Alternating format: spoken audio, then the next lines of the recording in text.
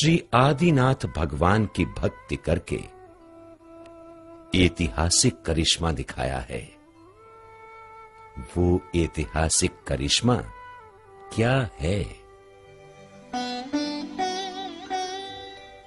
ईसा की 11वीं शताब्दी में मालवा प्रांत की उज्जैनी नगरी में गुणग्राही विद्या प्रेमी महाराजा भोज शासन किया करते थे।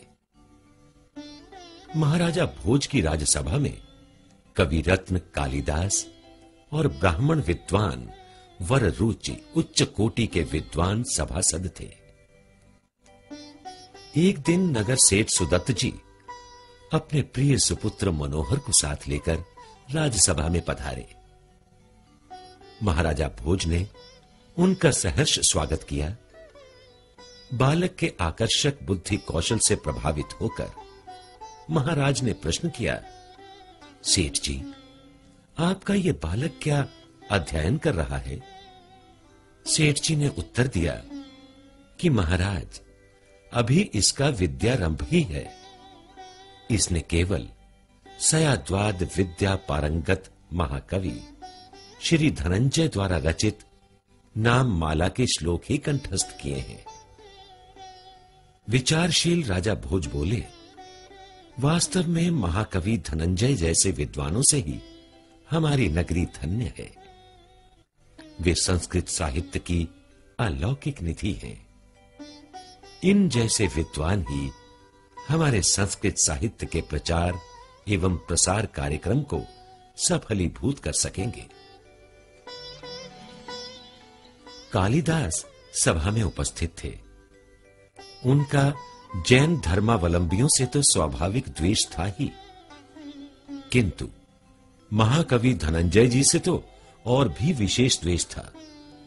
प्रतिद्वंद्वी से बदला लेने का उचित समय देखकर बोले, राजन, उस वणिक धनंजय की बात तो छोड़ो, उसके गुरु मानतुंग को ही बुलवाकर हमसे शास्त्रार्थ करवा लीजिए। आपको विद्वान की परीक्षा हो जाएगी। शास्त्रार्थ कौतूहल देखने के उद्देश्य से महाराजा भोज ने महर्षि मानतुंग के निकट अपना दूत भेज दिया। दूत ने नगर उद्यान में विराजमान सौम्य मूर्ति से अपने स्वामी का संदेश निवेदन किया कि भगवान, मालवाधीश महाराजा भोज ने आपकी ख्याति सुनकर आपके दर्शनों की अभिलाषा प्रकट की है और आपको राजसभा में बुलाया है। अतः कृपा करके चलिए। राग द्वेष परित्यागी मुनिराज ने उत्तर दिया कि भाई, राजद्वार से हमें क्या प्रयोजन है? हम खेती तथा वाणिज्य नहीं करते और न किसी प्रकार की याचना ही करते हैं। फिर राजा हमें क्यों बुलाएगा? बेचारा दूत हताश होकर लौट आया तथा मुनिराज ने जो उत्तर दिया वो राजा को बता दिया। इस पर भी महाराजा भोज निराश न हुए और उन्होंने मुनिराज को विनम्रता के साथ ले आने के लिए पुनः सेवक भेजे। फिर भी मुनिश्री नहीं आए। इस प्रकार 4 बार दूत मुनिश्री को लेने गया, परंतु निराशा ही हाथ आई। अब कालिदास जी के उकसाने से क्रोधावेश में राजा ने जिस तरह भी संभव हो सके मुनिराज को पकड़कर लाने की आज्ञा दे दी। अतः सेवक आवेश में तत्काल मुनिश्री को पकड़ लाए और राजसभा में खड़ा कर दिया। उस समय मुनिराज ने उपसर्ग समझकर मौन धारण कर लिया था। राजा ने बहुत प्रयास किए कि ये मुनिराज कुछ बोले, परंतु उनके मुख से एक भी अक्षर नहीं निकला।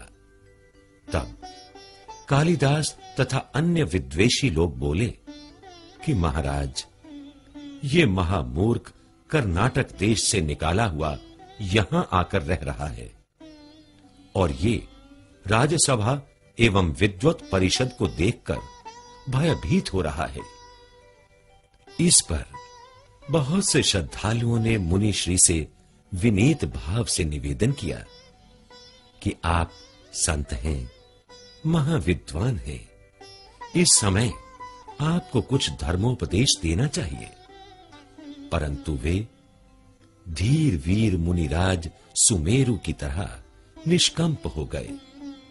समस्त जन समुदाय के प्रयास निरर्थक रहे।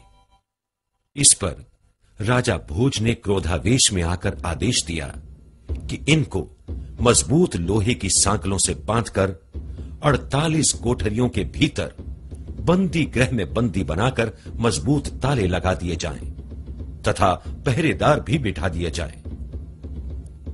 सारी उज्जैनी नगरी में हाहाकार मच गया।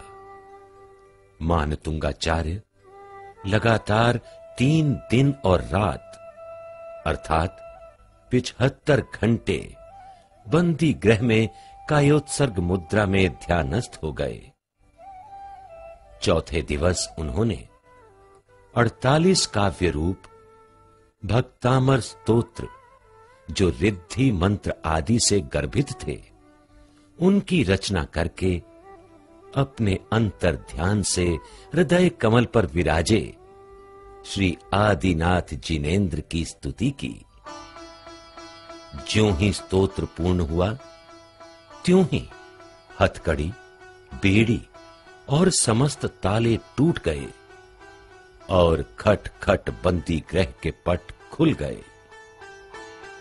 इस अनोखे और आश्चर्यपूर्ण करिश्मे को देखकर राजा भोज और कालिदास ने मुनिराज से क्षमा याचना की और बड़े भक्ति भाव से स्तुति की तथा दोनों ने प्रभावित होकर मुनिराज से श्रावक व्रत धारण किए और अपने राज्य में जैन धर्म का विशेष प्रचार एवं प्रसार कराया।